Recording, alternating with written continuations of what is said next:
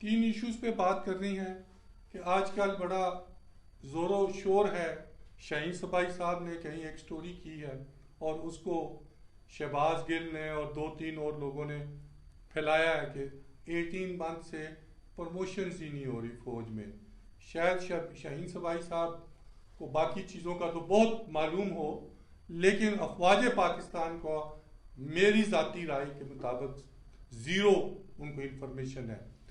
Last 18 month में 72 major generals retire हुए हैं और 75 या 74 प्रमोट हुए हैं। अफवाज पाकिस्तान में 28 लेफ्टिनेंट जनरल्स होते हैं जिनकी तादाद अभी तक मुकम्मल है। आज डेट है 22 अप्रैल, लेकिन अगले 2-3 रोज में 6 से 7 लेफ्टिनेंट जनरल्स रिटायर होंगे।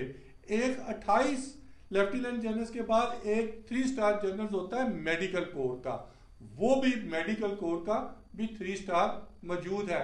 एक लेफ्टिनेंट जनरल एक्सटेंशन पे है, उसका नाम है आसिम मलिक साहब, जो ISI के सरबराह हैं। ISI का सरबराह अफवाज पाकिस्तान का अफसर होता है, लेकिन वो प्राइम मिनिस्टर के अंडर होता है।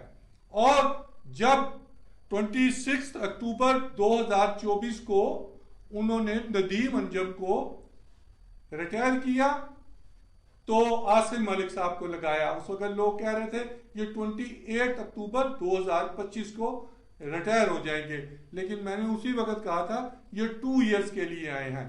हाँ, अगर वो कल या परसों उनको 4 स्टार जनरल बना दिया जाता है तो वो आगे चले जाएंगे और पीछे से कोई ISI का सरबराह आ जाएगा।